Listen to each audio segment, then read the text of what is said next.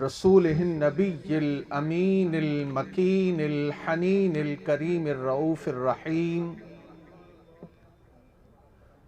اما بعد فاعوذ باللہ من الشیطان الرجیم بسم اللہ الرحمن الرحیم وَإِذَا قِيلَ لَهُمْ تَعَالَوْا إِلَى مَا أَنزَلَ اللَّهُ وَإِلَى الرَّسُولِ رَأَيْتَ الْمُنَافِقِينَ يَصُدُّونَ عَنْكَ صُدُودًا صدق اللہ مولانا العظیم۔ معزز و محترم حضرات گرامی قدر، اللہ رب العزت کا بے پایاں لطف و کرم اور اس کا فضل و احسان ہے کہ آج نبی پاک حضرت محمد مصطفیٰ صلی اللہ علیہ وآلہ وسلم کے میلاد اور سیرت کے بیان کے حوالے سے میڈیا ٹاؤن کی اس محفل میں ہم شریک ہیں۔ اس پر اللہ رب العزت کا جتنا بھی شکر بجا لایا جائے کم ہے، اور خصوصاً آپ تمام حضرات اور منتظمین مبارکباد کے مستحق ہیں کہ انہوں نے میلاد و سیرت کمیٹی کے زیر اہتمام میڈیا ٹاؤن میں اس شاندار محفل کا انعقاد کیا۔ اس محفل کے انعقاد میں محترم کرنل محمد خالد جاوید صاحب،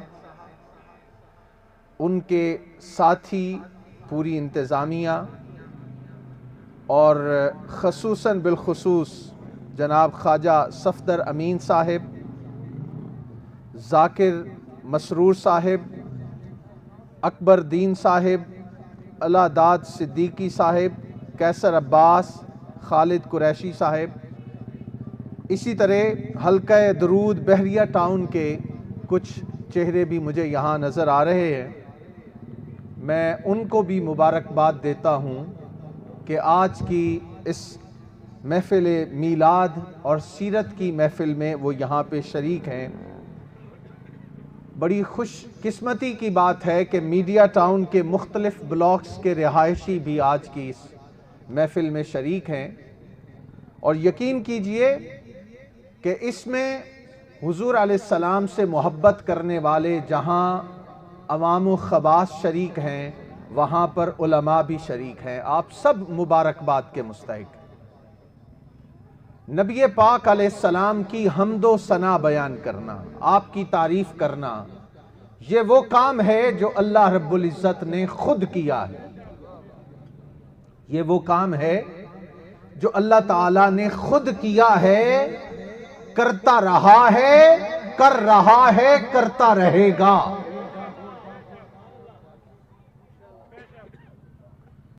آپ اس کا ایک میں بیان کرنا چاہوں گا جو سورہ الاحزاب کی آیت نمبر 56 ہے، جس میں اللہ رب العزت نے درود و سلام پڑھنے کا حکم دیا۔ فرمایا ان اللہ وملائکتہ یصلون علی النبی یا ایھا الذین آمنوا صلوا علیہ وسلموا تسلیما۔ بے شک اللہ تعالی اور اس کے سب فرشتے نبی مکرم صلی اللہ علیہ وآلہ وسلم پر درود بھیجتے رہتے ہیں۔ ان الفاظ پہ غور کیجئے گا، یصلون، درود بھیجتے رہتے ہیں۔ ایک تو ہے نا رحمتیں بھیجنا، اب یہ ایک الگ موضوع ہو جائے گا کہ یہ جو صلاۃ کا لفظ آیا ہے اس کے کیا کیا معانی ہیں۔ اس کے معانی بے شمار ہیں اور 50 سے زیادہ علماء نے معانی بیان کیے ہیں، وہ ایک الگ موضوع ہے، اس وقت میں اس پہ بات کرنا نہیں چاہ رہا۔ لیکن فرمایا اس کے اندر تعریف بھی ہے، اس کے اندر رحمت بھی ہے، اس کے اندر ذکر کی بلندی بھی ہے، اس میں شہرت عام کرنا بھی ہے، اس میں نبی پاک کے مقام کے بلند کرنے کو بیان کرنا بھی ہے۔ دشمنوں کے دلوں پر دھاک بٹھانا بھی ہے، حضور علیہ السلام کی محبت کو لوگوں کے دلوں میں ڈالنا بھی ہے، اس محفل میں آپ شریک ہیں۔ اللہ رب العزت نے فرمایا بے شک اللہ تعالی اور اس کے سب فرشتے نبی مکرم صلی اللہ علیہ وآلہ وسلم پر درود بھیجتے رہتے ہیں۔ اے ایمان والو، تم بھی ان پر درود بھیجا کرو، خوب سلام بھیجا کرو۔ تم بھی ان پر درود بھیجا کرو، خوب سلام بھیجا کرو۔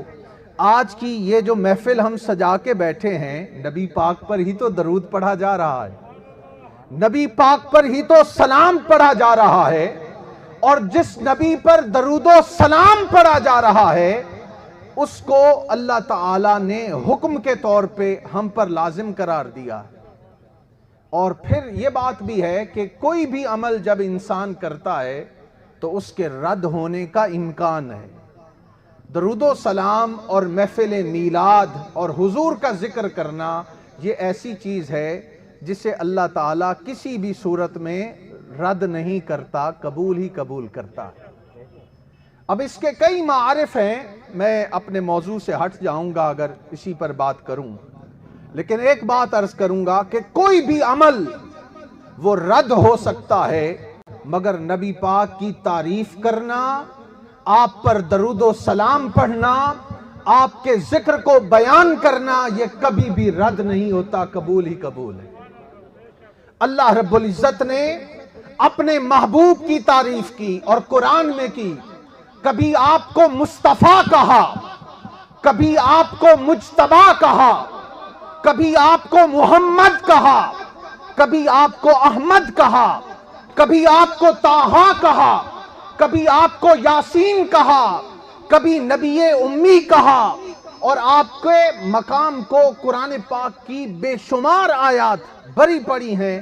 اگر ہم اس موضوع کی طرف آئیں اور بات کریں، جو آیہ کریمہ میں نے آپ کے سامنے تلاوت کی ہے، اس میں اللہ رب العزت نے ارشاد فرمایا وَإِذَا قِيلَ لَهُمْ تَعَالَوْا إِلَى مَا أَنزَلَ اللَّهُ، جب ان سے کہا جاتا ہے کہ آؤ اللہ کے نازل کردہ احکام کی طرف، یعنی قرآن کی طرف، وَإِلَى الرَّسُولِ، اور رسول پاک صلی اللہ علیہ وآلہ وسلم کی طرف، رَأَيْتَ الْمُنَافِقِينَ يَصُدُّونَ عَنْكَ صُدُودًا، اے نبی مکرم صلی اللہ علیہ وآلہ وسلم، آپ دیکھیں گے کہ یہ لوگ اللہ کے نازل کردہ احکام کی طرف جانے سے نہیں گھبرائیں گے، یہ قرآن کی طرف جانے سے انکاری نہیں ہوں گے۔ اگر فرق معلوم کرنا ہوگا تو کیسے پتا چلے گا؟ رأیت المنافقین، منافقوں کو دیکھنا، وہ آپ کی طرف آنے سے گھبرائیں گے۔ اِلیٰ مَا انزل اللہ میں نظام تھا، نظام مصطفیٰ تھا، اور وہ تعلیمات تھیں۔ وَإِلَى الرَّسُولِ میں مقام مصطفیٰ تھا۔ بہت سے سٹیجز پر اور بہت سی مجلسوں میں ہمیں یہ بحث ملتی ہے کہ نظام کی بات کی جائے، تعلیمات کی بات کی جائے۔ یہی موضوع ہے کہ حضور کی تعلیمات کو بیان کیا جائے، اس پر عمل کیا جائے۔ اللہ رب العزت نے یہاں بیان فرمایا کہ جس طرح اللہ کا نازل کردہ احکام ضروری ہے، اس سے بھی بڑھ کر مقام مصطفیٰ کو جاننا ضروری ہے۔ ارے نظام دیا کس نے؟ اللہ کا اللہ ہونا بتایا مصطفیٰ نے، قرآن کا قرآن ہونا بتایا مصطفیٰ نے، اسلام کا ایک نظام ہونا بتایا مصطفیٰ نے۔ اور اللہ تعالیٰ نے تو اپنی توحید کا بیان بھی نبی پاک کی ذات سے شروع کیا۔ کیسے؟ یہ بات یاد رکھ لیجئے کہ نبی پاک علیہ السلام کی ذات ہمارے ایمان کا مرکز و محور ہے۔ حضور علیہ السلام کی ذات ہمارے ایمان کا مرکز و محور ہے۔ اگر حضور علیہ السلام کی ذات پر ایمان متزلزل ہو جائے تو پورا ہمارا ایمان ہی غارت جاتا ہے۔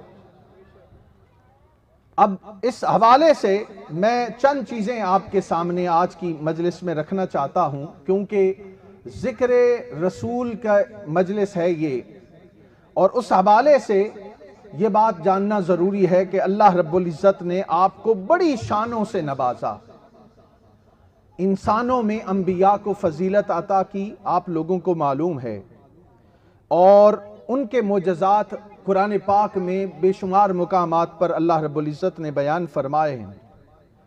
قرآن پاک نے حضرت نوح علیہ السلام کا اور ان کی کشتی کا ذکر کیا ہے کہ طوفان آیا اور پانی کا ابل پڑنا، اور اس کے نتیجے میں پھر حضرت نوح علیہ السلام اور ان کے ساتھی جو ہے اللہ تعالیٰ نے اس طوفان سے ان کو محفوظ رکھا۔ یہ ان کے معجزات ہیں۔ سیدنا ہود علیہ السلام، ان کو اللہ تعالیٰ نے بے شمار معجزات عطا کیے، آندھی آئی اور ریح چلی جس سے ان کے دشمن جو ہے وہ نیست و نابود ہو گئے، یہ ان کے معجزات ہیں۔ سیدنا صالح علیہ السلام کے معجزات اللہ رب العزت نے قرآن پاک میں بیان کیے۔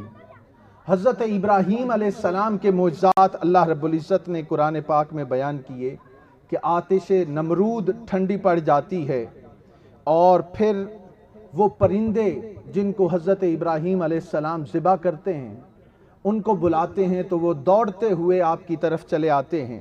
ان کا ذکر بڑی تفصیل کے ساتھ ہمیں ملتا ہے۔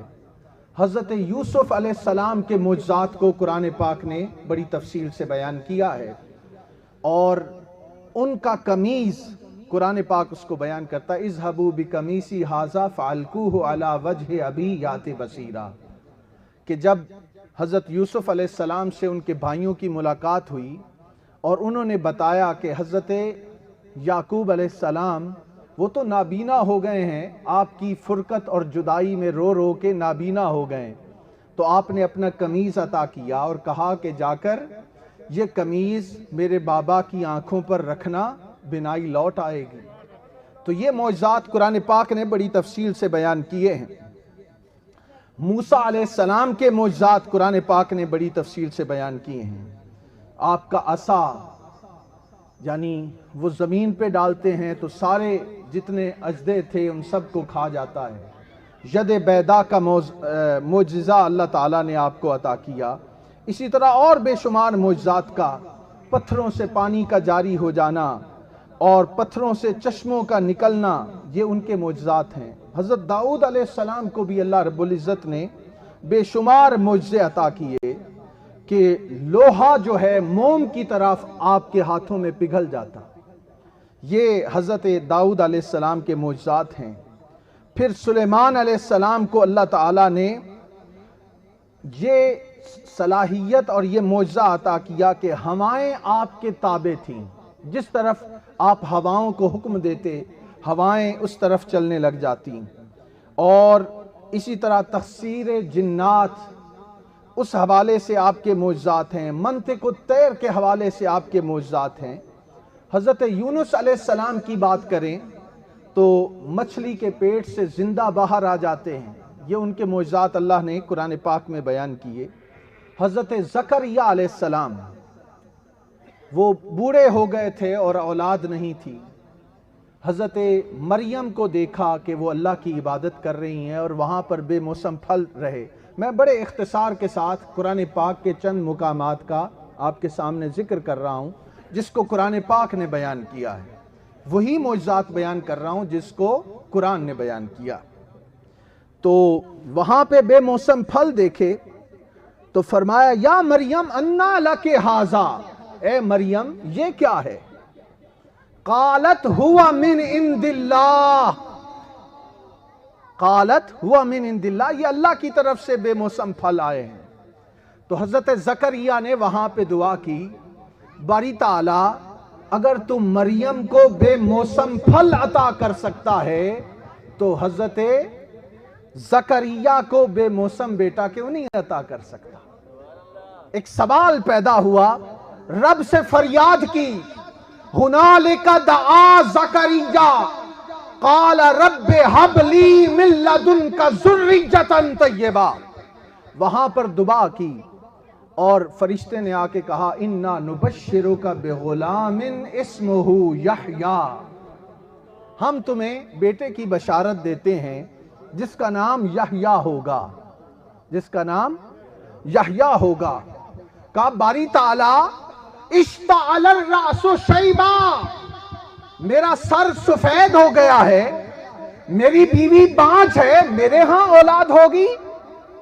فرمایا زکریا اگر میں مریم کو بے موسم پھل عطا کر سکتا ہوں تو تمہیں بڑھاپے میں اولاد کیوں نہیں عطا کر سکتا؟ تو اس کا ذکر قرآن پاک نے بڑی تفصیل سے بیان کیا۔ پھر حضرت عیسیٰ علیہ السلام کی ذات کو دیکھیے کہ اللہ تعالیٰ نے حضرت عیسیٰ علیہ السلام کو بھی بے شمار معجزات سے نوازا۔ ان کی ولادت ایک معجزہ ہے، قرآن نے اس کو بیان کیا ہے۔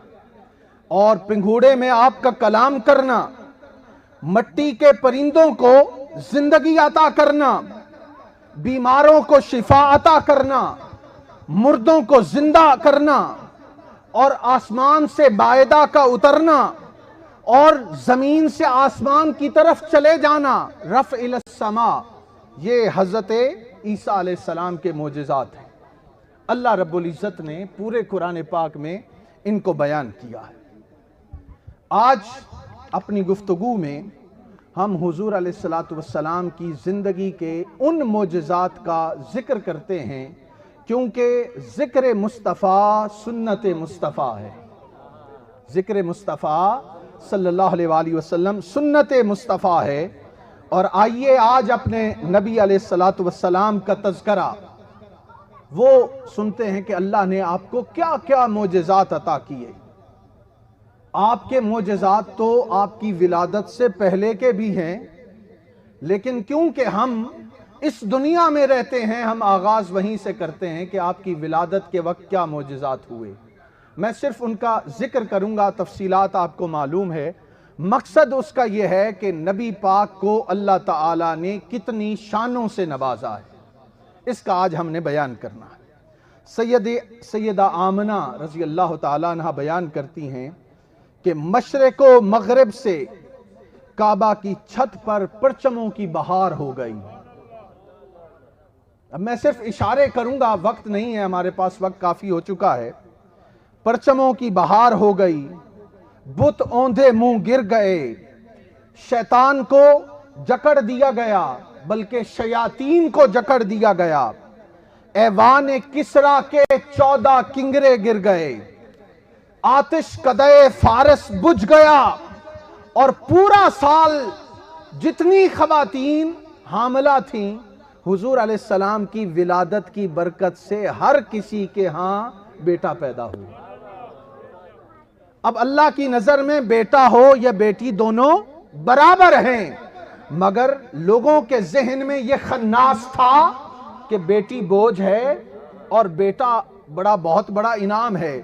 فرمایا میری نظر میں کسی کے ہاں بیٹا پیدا ہو یا بیٹی پیدا ہو دونوں برابر ہیں، مگر اے پیارے محمد مصطفیٰ صلی اللہ علیہ وآلہ وسلم، یہ آپ کی ولادت کا مہینہ ہے اور آپ کی ولادت کا سال ہے۔ ایک دن نہیں، 2 دن نہیں، 3 دن نہیں، 365 دن حضور علیہ السلام کی ولادت کا جو سال تھا، جتنی عورتوں نے بچے جنے سب کے ہاں بیٹا پیدا ہوا۔ کوئی 1-2 دن کی بات نہیں، پورا سال اللہ تعالیٰ نے حضور کا میلاد ہر کسی کو بیٹا عطا کر کے عطا کیا۔ یہ حضور علیہ السلام کی شان ہے۔ پھر آپ دیکھیے کہ جب آپ پیدا ہو گئے اور پھر یتیم ہو گئے، ایام طفلی میں جو معجزات ہوئے، حضرت حلیمہ سعدیہ رضی اللہ تعالیٰ عنہ، ان کی جو ناکہ تھی کمزور سی تھی۔ آپ لوگوں کو معلوم ہے کہ سب سے آخر میں وہ حضور علیہ السلام کو لے کے گئیں۔ اب وہ پیچھے رہ گئی تھی، لاغر تھی، کمزور تھی، چل نہ سکتی تھی۔ حضرت حلیمہ بیان کرتی ہیں کہ یہ ننھا منھا شہزادہ جب میرے ناکہ پر بیٹھا ہے تو پھر حلیمہ سعدیہ کی ناکہ ہر سواری سے آگے نکل گئی. لوگ پوچھتے حلیمہ تیری سواری تو چل نہیں سکتی تھی. کہا اس وقت نہیں چلتی تھی جب میں سوار تھی، اب سوار بدلا ہے تو رفتار بھی بدل گئی. اب سوار بدلا ہے تو رفتار بھی بدل گئی ہے. پھر حضور علیہ السلام جب حضرت حلیمہ سعدیہ کے گھر گئے ہیں تو اس گھر میں ایک بکری تھی. بکری نے حضور علیہ السلام کو سجدہ کیا. بکری نے حضور علیہ السلام کو سجدہ کیا. اور دوستان محترم، یہ تو آپ کے بچپن کے معجزات تھے. میں صرف چند کا حوالہ آپ کے سامنے ذکر کر رہا ہوں.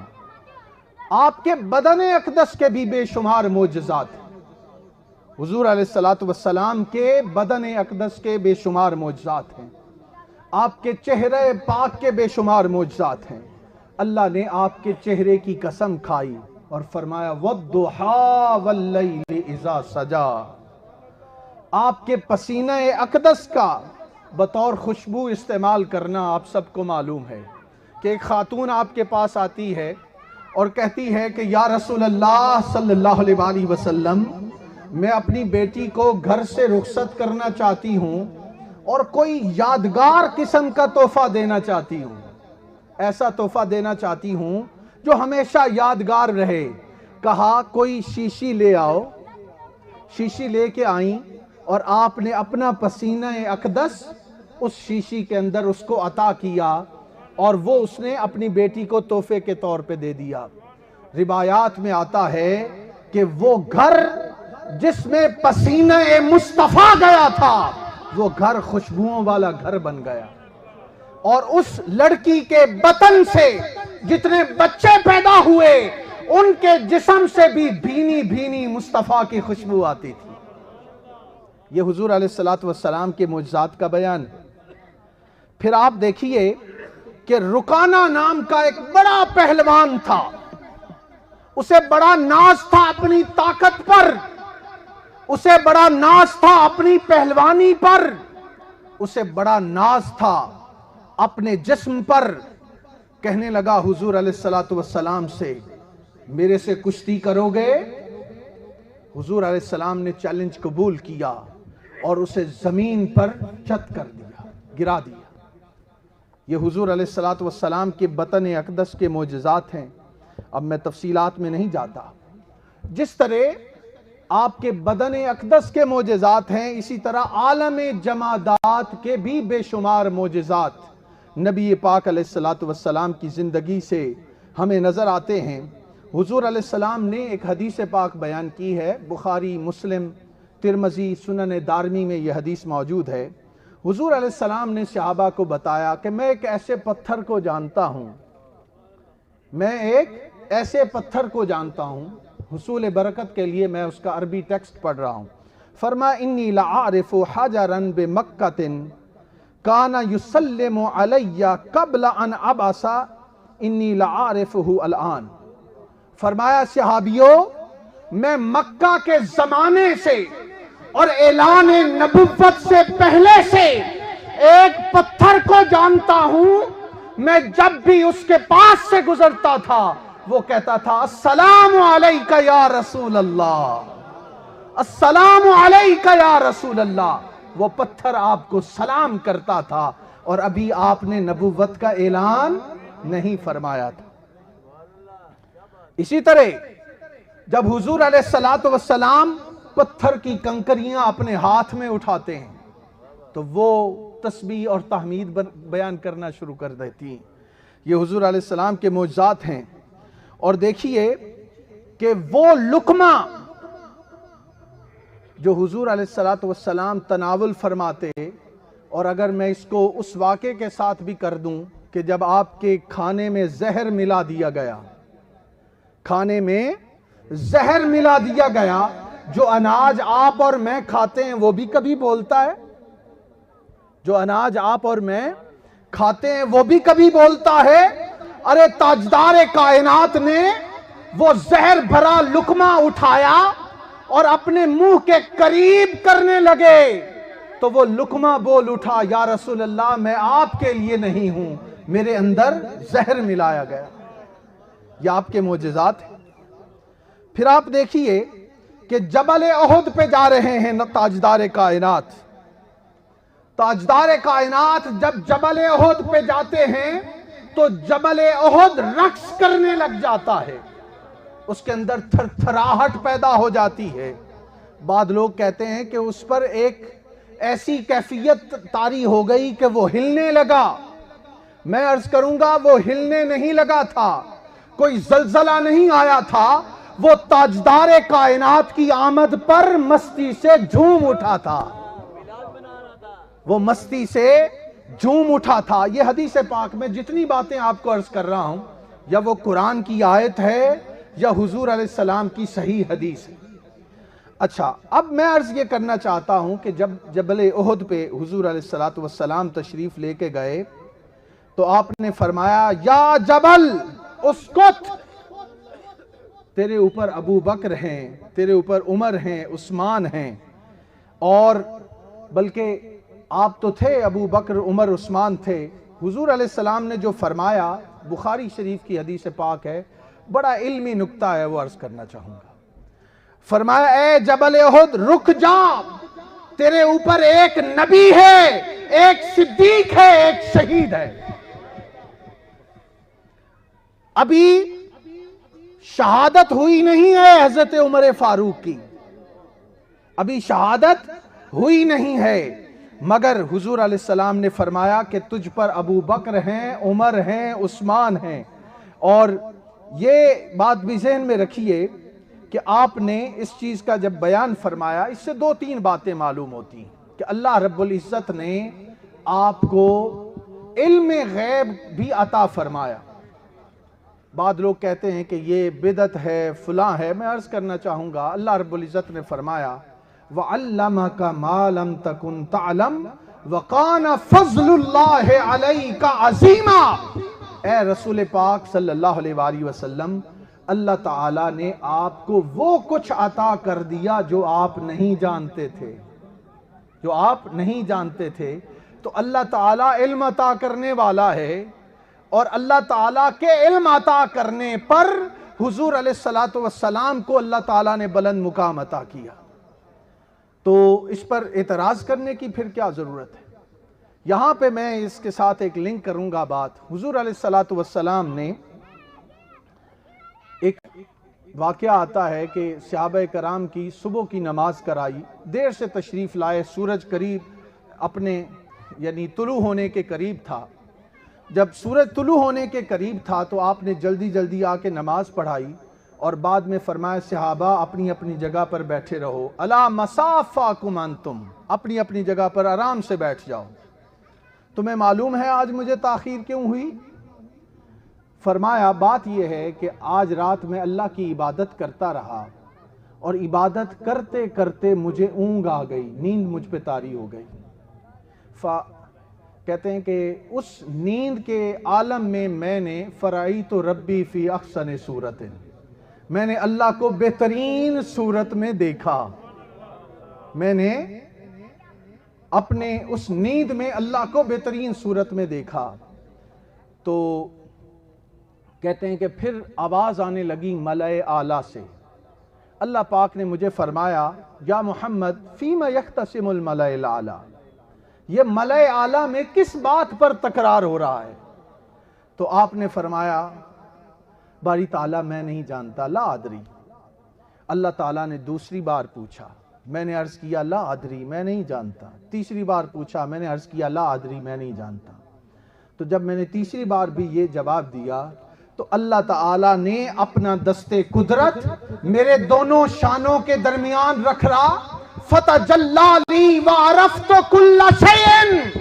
اللہ تعالیٰ کے دستے قدرت رکھنے کی دیر تھی کہ دنیا اور ما فیہا کی ہر چیز مجھ پر منکشف ہو گئی۔ فتجلی لی وعرفت کل شیء، یہ دستے قدرت کے رکھنے کی برکت تھی کہ اللہ تعالیٰ نے آپ کو علم سے نواز دی۔ اب یہ بھی بڑی دلچسپ بات ہے کہ وہ گفتگو کیا ہوئی، بات لمبی ہو جائے گی، لیکن انتہائی اختصار سے میں آپ کو سنا دیتا ہوں کیونکہ اس کے اندر بھی بہت سے سیکھنے کے چند پوائنٹ۔ پوچھا، جب ہاتھ رکھا تو پوچھا اب بتا محمد صلی اللہ علیہ وآلہ وسلم کس بارے میں گفتگو ہو رہی ہے؟ تو عرض کیا باری تعالیٰ کفارات کے بارے میں گفتگو ہو رہی ہے۔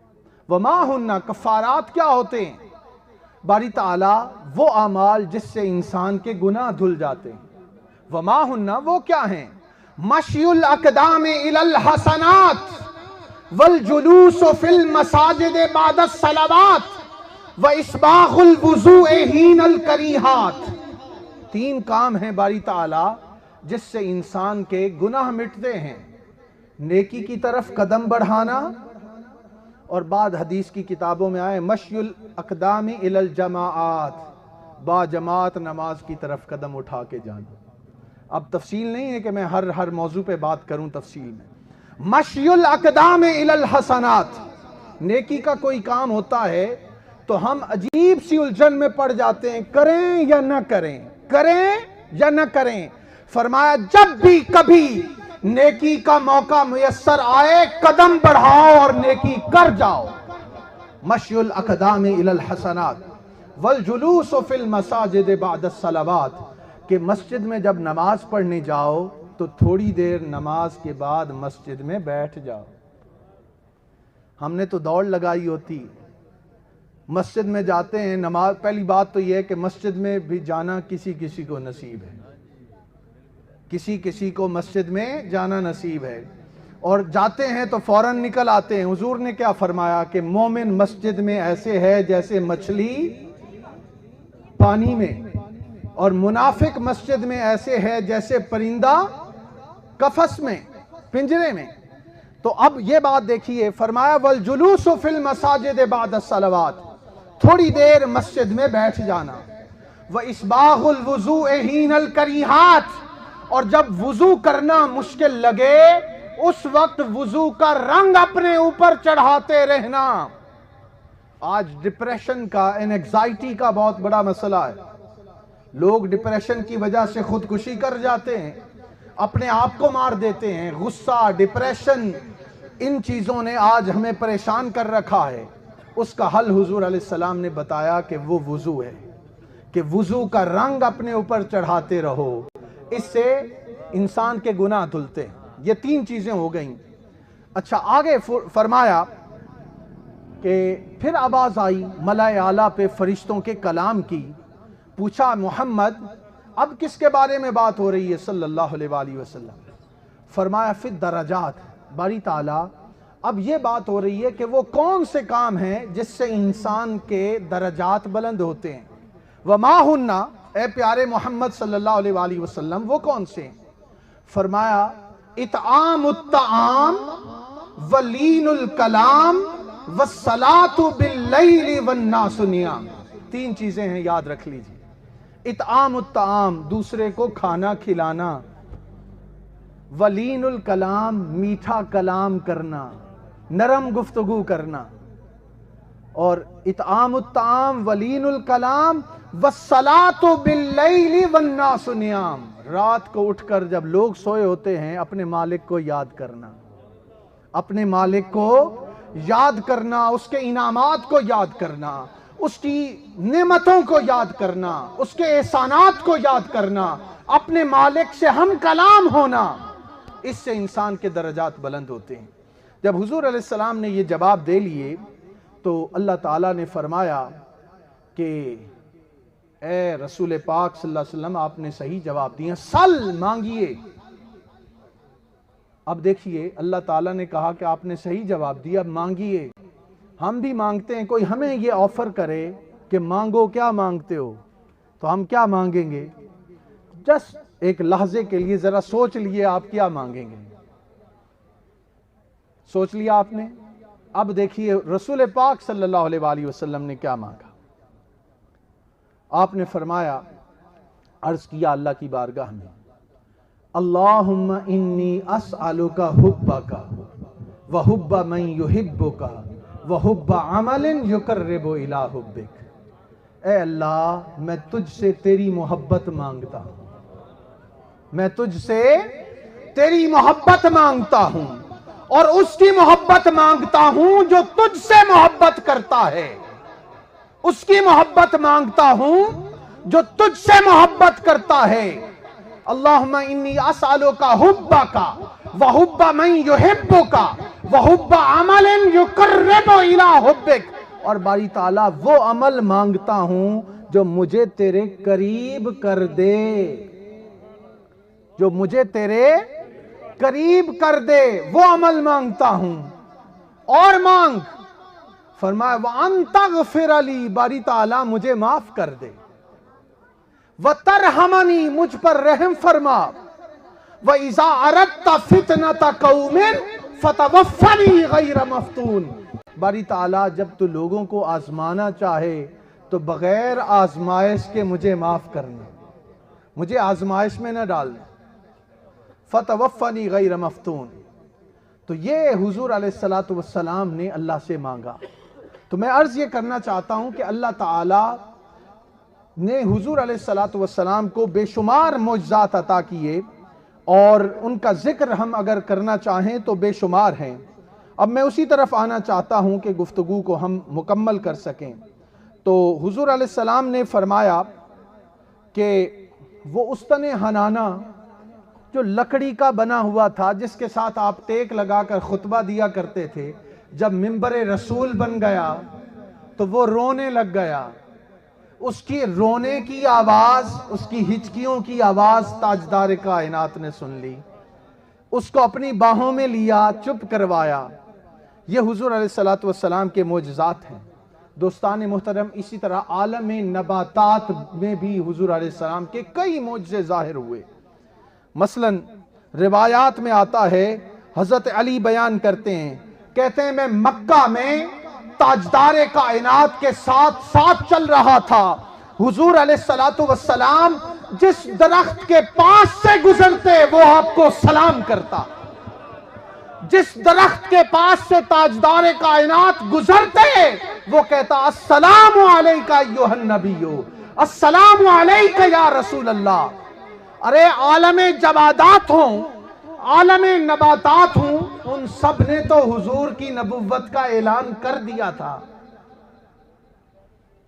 اب یہ حضرت علی رضی اللہ تعالیٰ عنہ بیان کرتے ہیں، وہ کہتے ہیں کہ میں نے سنا پتھر آپ کو سلام کرتے، مشکوٰۃ شریف کی حدیث ہے، وہ کہتے السلام علیکہ یا رسول اللہ۔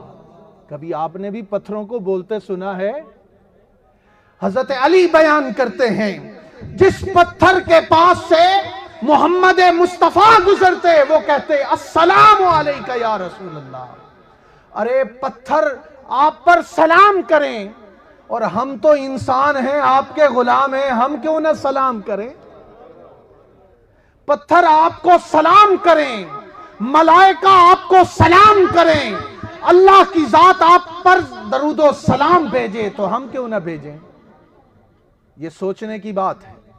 اور دیکھیے کہ حضور پر درود و سلام پڑھنا، اس میں حضور کا کیا فائدہ ہے؟ ہمارا ہی فائدہ ہے، کیونکہ روایات میں آتا ہے کہ جب ہم حضور پر سلام بھیجتے ہیں، حضور علیہ السلام فرماتے اللہ تعالیٰ میری روح مجھ کو لوٹا دیتا ہے، پھر میں اس کا جواب دیتا ہوں۔ جب کوئی امتی مجھ پر سلام بھیجتا ہے میں اس کا جواب دیتا ہوں۔ ارے جس کو تاجدار کائنات جواب دیں، ہم کہیں السلام علیکہ یا رسول اللہ، اور حضور فرما دیں تم بھی سلامت رہو، تو جو بندے کو تاجدار کائنات فرما دیں میاں تم بھی سلامت رہو، وہ دنیا ہو، وہ عقبہ ہو، آخرت ہو، وہ سلامت کیوں نہیں رہے گا؟ وہ سلامت کیوں نہیں رہے گا؟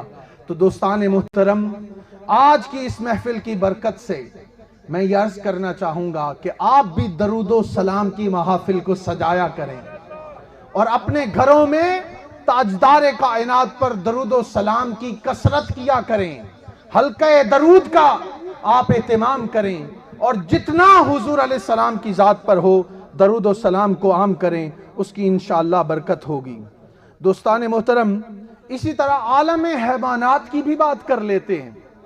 عالم حیوانات میں بھی حضور علیہ السلام کے کئی معجزات ظاہر ہوئے۔ ایک باولا اونٹ تھا، وہ اس کی شکایت مالک لے کر آ گیا کہ یہ بات نہیں سنتا، یہ کام نہیں کرتا، مطلب یہ ہے کہ اس کی وجہ سے لوگوں کو نقصان ہوتا ہے، میرے قابو میں نہیں آتا۔ حضور علیہ السلام نے اس اونٹ کے کان میں کوئی بات کہی، اس کے بعد وہ اونٹ تابع فرمان ہو گیا، وہ اونٹ تابع فرمان ہو گیا۔ اور بلکہ روایات میں یہ بھی آتا ہے، جب اس کے مالک نے آ کے شکایت کی کہ میرا اونٹ باولا ہے، قابو میں نہیں آتا، کہا اس کو لے آؤ، اس کو لے آؤ۔ وہ اونٹ جو حیوان ہے، جب تاجدار کائنات حضرت محمد مصطفیٰ صلی اللہ علیہ وآلہ وسلم کو دیکھتا ہے تو آپ کے سامنے آ کر سجدے میں سر رکھ لیتا ہے، سجدے میں سر رکھ لیتا ہے۔ اور اس طرح کی ایک ہرنی کا واقعہ ہے، اس نے ایفائے عہد کیا، اور بے شمار واقعات ہیں، اب اگر میں اس کی تفصیل میں جاؤں تو پھر بہت سا وقت چاہیے۔ اسی طرح پرندوں کے کئی واقعات ہیں کہ انہوں نے حضور علیہ السلام کی گواہی دی، سیرہ حلبیہ میں ایسے بے شمار واقعات ہیں۔ اسی طرح معجزات فلکیات، شق القمر یعنی چاند کا دو ٹکڑے ہو جانا، سورج کا پلٹ آنا، باران رحمت کا ہونا، معراج مصطفیٰ کا ہونا، یہ سارے حضور کے معجزات ہیں۔ کہتے ہیں کہ جب لوگوں نے کہا کہ یہ جادوگر ہیں معاذ اللہ، تو ان سے کوئی عالم فلکیات میں معجزہ طلب کیجئے، تو آپ نے چاند کے دو ٹکڑے کر دیے، اور کرۂ زمین پر ہر کسی نے چاند کو دو ٹکڑے ہوتے ہوئے دیکھا۔ اور بر صغیر میں یعنی پاک و ہند میں بابا رتن ہندی گزرے ہیں، بابا رتن ہندی گزرے ہیں، یہ حضور کے صحابی بھی ہوئے، اور کئی 100 سال تک ان کو عمر ملی حضور علیہ السلام کی دعا کی وجہ سے۔ وہ بیان کرتے ہیں کہ انہوں نے بھی یہ چاند کا دو ٹکڑے ہونا دیکھا۔ اور پھر دیکھیے کہ سورج کا پلٹ آنا، حضرت علی رضی اللہ تعالیٰ عنہ کی جب نماز رہ گئی اور آپ کی حضرت علی کی گود میں حضور علیہ السلام کا سر تھا، تو آنسو گرے حضور علیہ السلام کے چہرے پاک پر، تو چہرے آپ بیدار ہوئے، پوچھا علی کیا بات ہے؟ عرض کیا یا رسول اللہ صلی اللہ علیہ وسلم نماز رہ گئی ہے عصر کی۔ حضور نے یوں ہاتھ اٹھائے اور دعا کی، اللہم ان علیًا کان فی طاعتک و طاعت رسولک، اے اللہ علی تیری اطاعت میں تھا اور تیرے رسول کی اطاعت میں تھا، علی تیری اطاعت میں تھا اور تیرے رسول کی اطاعت میں تھا۔ میڈیا ٹاؤن والو یہ بتاؤ، نماز پڑھنا اللہ کی اطاعت ہے یا قضا کر دینا؟ نماز پڑھنا اللہ کی اطاعت ہے، مگر وہ نماز جو ادب اور تعظیم مصطفیٰ پر قضا ہو جائے وہ قضا نہیں، وہ بھی ادا ہے۔ جب حضور نے دعا کی تو اب روایات میں آتا ہے کہ حضور علیہ السلام نے یوں ہاتھ اٹھائے دعا کی، ادھر چہرے پاک کی طرف ہاتھ آ رہے تھے، سورج غروب ہو چکا تھا، جیسے کسی نے سورج کو زنجیریں ڈال کر واپس عصر کے مقام پہ بلا دیا۔ ادھر علی نے نماز مکمل کی، سورج دوبارہ غروب ہو گیا۔ یہ حضور علیہ السلام کے عالم فلکیات میں معجزات ہیں۔ اسی طرح باران رحمت کا ہونا، ایک صحابی کھڑے ہو جاتے ہیں، کہتے ہیں یا رسول اللہ قحط سالی ہے، بڑے عرصے سے بارش نہیں ہوئی، ہمارے جانور، ہمارے بچے، ہمارے گھر والے وہ خشک سالی کا شکار ہیں۔ تاجدار کائنات صلی اللہ علیہ وآلہ وسلم دعا فرماتے ہیں، جمعہ کا دن تھا، ابھی دعا ختم نہیں ہوئی کہ باران رحمت شروع ہو گئی، باران رحمت شروع ہو گئی۔ وہ باران برستی رہی، ایک ہفتہ گزر گیا۔ روایات میں آتا ہے کہ اگلے جمعہ کو وہی صحابی دوبارہ کھڑا ہوا اور عرض کرنے لگا، باری تعالیٰ کے پیارے رسول صلی اللہ علیہ وآلہ وسلم بہت بارش ہو گئی، دعا کیجئے بارش تھم جائے۔ حضور علیہ السلام نے دعا کی، بارش رک گئی، کہا مدینہ میں بارش نہ ہو باقی برستی رہے، تو مدینہ میں بارش رک گئی۔ تو عالم فلکیات پر بھی حکمرانی ہے تاجدار کائنات کی۔ یہ حضور علیہ السلام کے معجزات کی بات ہے۔ پھر آپ دیکھیے کہ بے شمار کتابیں اللہ تعالیٰ نے انبیاء کو عطا کی، ان میں سے کتاب جو قرآن مجید ہے یہ بھی حضور علیہ السلام کا معجزہ ہے۔ جتنی کتابیں اللہ نے نازل کی، تغیر و تبدل ہوتا رہا، چینجز آتی رہیں، اس کے اندر لوگ اپنی طرف سے کانٹینٹ ڈالتے رہے، مگر جب قرآن کی بات آئی تو اللہ رب العزت نے کیا فرمایا؟ اِنَّا نَحْنُ نَزَّلْنَا الذِّكْرَ وَإِنَّا لَهُ لَحَافِظُونَ، ہم نے قرآن کو نازل کیا ہے اور ہم ہی اس کی حفاظت کریں گے۔ یہ بہت بڑا چیلنج تھا۔ یہ حضور علیہ السلام کا قرآن بھی معجزہ ہے، بڑا چیلنج تھا۔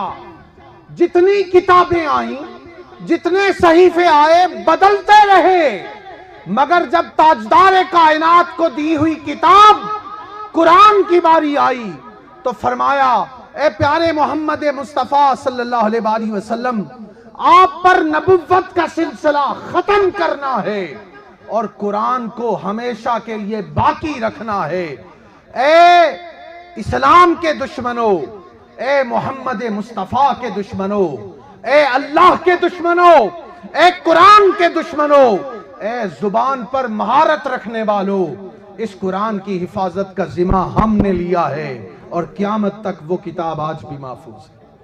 تفصیل سے بات ہو سکتی ہے، میں اس پہ بات نہیں کرنا چاہتا۔ سورہ بنی اسرائیل میں اس کی آیت نمبر 88 میں اللہ رب العزت نے وہ چیلنج کیا تھا، فرمایا قُلْ لَئِنْ اجْتَمَعَتِ الْإِنسُ وَالْجِنُّ عَلَىٰ أَنْ يَأْتُوا بِمِثْلِ هَٰذَا الْقُرْآنِ لَا يَأْتُونَ بِمِثْلِهِ، سارے جن سارے انسان جمع ہو جائیں، اس قرآن جیسی کوئی کتاب لے آئیں نہ لا سکیں گے۔ پھر چیلنج کیا، یعنی ایک چیلنج تھا کہ پورا قرآن لے آؤ، پھر کہا قرآن نہیں لا سکتے تو اس جیسی کوئی ایک سورت ہی بنا کے لے آؤ۔ آج تک وہ چیلنج بھی پورا نہیں ہو سکتا۔ اور جب بِعَشْرِ سُوَرٍ مِثْلِهِ، دوسرا چیلنج تھا کہ 10 صورتیں بنا کے لے آؤ، اور پھر کہا ہے اسلام کے، قرآن کے، مصطفیٰ کے دشمنوں، نہ تم قرآن کے برابر قرآن لا سکے، نہ اس جیسی 10 صورتیں بنا کے لا سکے، فَاتُوا بِسُورَةٍ مِّن مِثْلِهِ، اس جیسی ایک صورت ہی بنا کے لے آؤ۔ وہ قرآن کی ایک صورت جیسی صورت بھی نہ لا سکے۔ یہ حضور علیہ السلام کا معجزہ ہے، اس وجہ سے حضور علیہ السلام کا ذکر ہمیشہ کے لیے ہے۔ دوستان محترم، آسمانی معجزات، زمین کے معجزات آپ کو اتنے عطا ہوئے کہ جس کی کوئی مثال نہیں ہے۔ آج خوش قسمتی ہے ہم سب کی کہ حضور علیہ السلام کے میلاد کو منانے کے لیے اور آپ کی سیرت کا ذکر کرنے کے لیے ہم یہاں پہ جمع ہیں۔ آخری بات عرض کر رہا ہوں اپنی گفتگو کے آخری حصے میں، وہ ایک پیغام ہے جو حضرت امام اعظم ابو حنیفہ رضی اللہ تعالیٰ عنہ کا پیغام ہے۔ اور دوستان محترم، والد جو ہے وہ اپنی اولاد کو وہی نصیحت کرتا ہے جو سب سے بہترین نصیحت ہے۔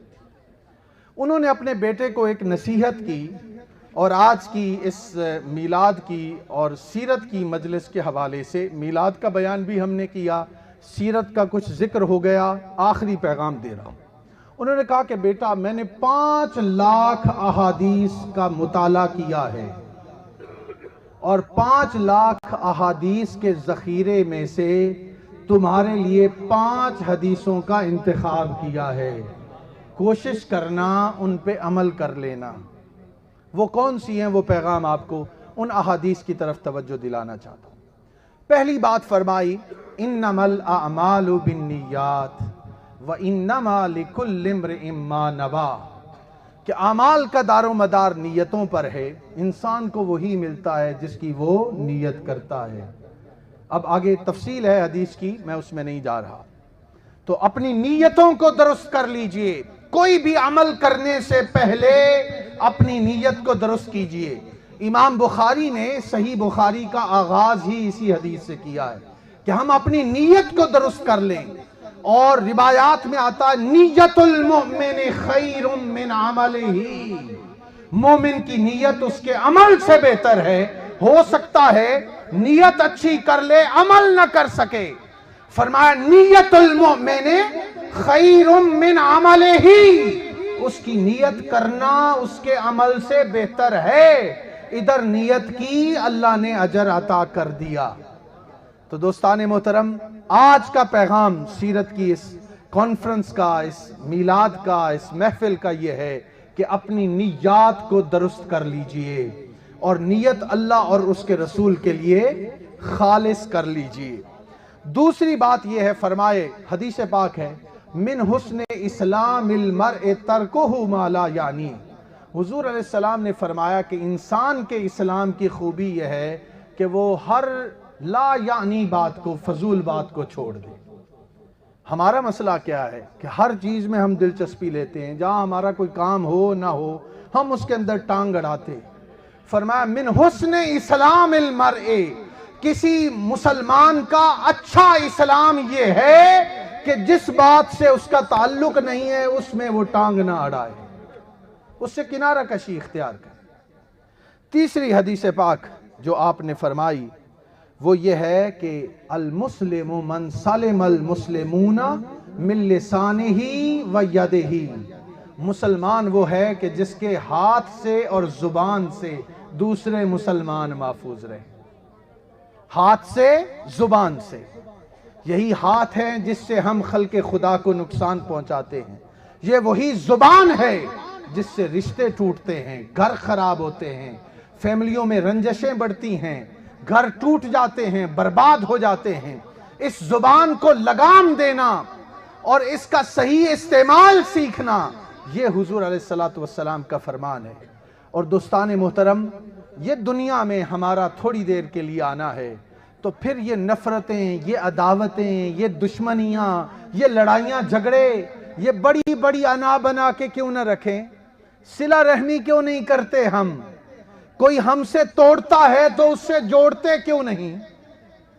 जो हमसे तोड़ता है उससे जोड़ना चाहिए, जो हमसे नाराज है उसे राजी करना चाहिए, क्योंकि अल खल्क़ु कुल्लुहुम अयालुल्लाह, ये जितनी अल्लाह की मखलूक है ये अल्लाह का खानदान है। कुल्लुहुम अयालुल्लाह, फरमाया ये सारी मखलूक अल्लाह का खानदान है, अल्लाह का कुंबा है। तो अल्लाह के खानदान को नाराज करना कोई अच्छी बात है? इस खानदान के साथ बना के रखनी चाहिए। अपनी जुबान की हिफाजत करें, किसी की इज्जत पर, किसी भी हवाले से, यानी दूसरे की जान, माल, इज्जत, आबरू हमारी जात से महफूज होनी चाहिए।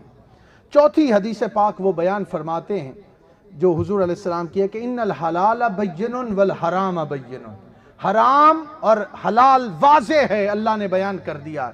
व बैनहुमा उमूरुन मुश्तबिहात, कि हलाल भी वाज़े है, हराम भी वाज़े है, दरमियान में मुश्तबहात चीजें हैं, जो शुबे वाली चीजें हैं उनको छोड़ दो।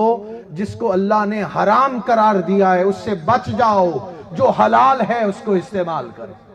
हलाल हराम की तमीज हमने उठा दी है, हलाल हराम की तमीज उठा दी है।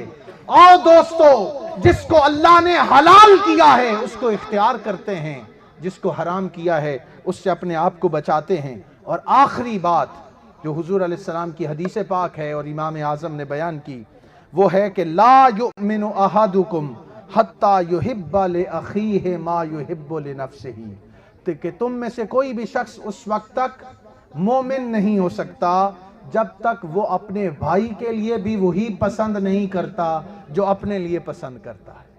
हम अपने लिए इज्जत चाहते हैं, मकाम व मर्तबा चाहते हैं, नेक नामी और नेक शोहरत चाहते हैं, मगर दूसरों को हम नुकसान पहुंचाने में लगे हुए। आइए दोस्तों, आज की इस महफिले मीलादो सीरत में ये अज़्म करके उठें कि ताजदार कायनात के इन 5 फरामीन पर हमने अमल करना है और बतौर उम्मत हमारी जिम्मेदारी है, क्योंकि उम्मत एक जस्दे वाहिद की तरह है। फलस्तीन में मुसलमानों के साथ क्या हो रहा है, कश्मीर में मुसलमानों के साथ क्या हो रहा है।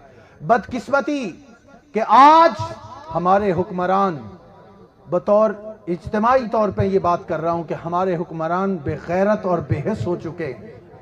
एक करारदाद پاس کرنے کے علاوہ ہم کوئی کام نہیں کر سکے۔ حضور علیہ السلام نے تو یہ فرمایا تھا کہ مومن ایمان والے اہل ایمان ایک جسد واحد کی طرح ہیں، اگر اس کو کسی عضو کو تکلیف محسوس ہوتی ہے تو سارے تکلیف محسوس کرتے ہیں۔ آج کا یہ بھی ہم اس محفل میلاد اور سیرت کا پیغام ہے کہ اپنے بھائیوں کا درد پیدا ہونا چاہیے، ان کی چیزوں کو بائیکاٹ کرنا چاہیے، پرامن طریقے سے ان کی آواز کو بلند بھی کرنا چاہیے اور ان کے لیے کوشش بھی کرنی چاہیے۔ یہ آج کی ایک بڑی اہم بات ہے۔ اور آخری بات یہ ہے کہ ہم یہ ساری چیزیں کیسے حاصل کر سکتے ہیں؟ نیک صحبت کے ساتھ۔ اگر ہماری صحبت اچھی ہے، ہمارا اٹھنا بیٹھنا اچھے لوگوں کے ساتھ ہے تو اس کی برکت آتی ہے۔ میں مبارکباد پیش کرتا ہوں میڈیا ٹاؤن کی میلاد و سیرت کمیٹی کو کہ جو لوگ ان سے وابستہ ہیں یا جو ان کے ساتھ رابطے میں تھے، اس رابطے کی برکت ہے کہ آج حضور کی محبت کا پیغام، حضور پر درود و سلام پڑھنے کا پیغام اور نیک لوگوں کی صحبت کا پیغام ہمیں ملا ہے۔ بار دیگر میڈیا ٹاؤن اور اس کے رہائشیوں کو اور اس محفل میلاد کے انعقاد کرنے والوں کو، انتظام کرنے والوں کو مبارکباد پیش کرتا ہوں۔ اللہ رب العزت ہماری بارگاہ میں، اپنی بارگاہ میں ہماری حاضری قبول فرمائے۔ والسلام علیکم ورحمۃ اللہ وبرکاتہ۔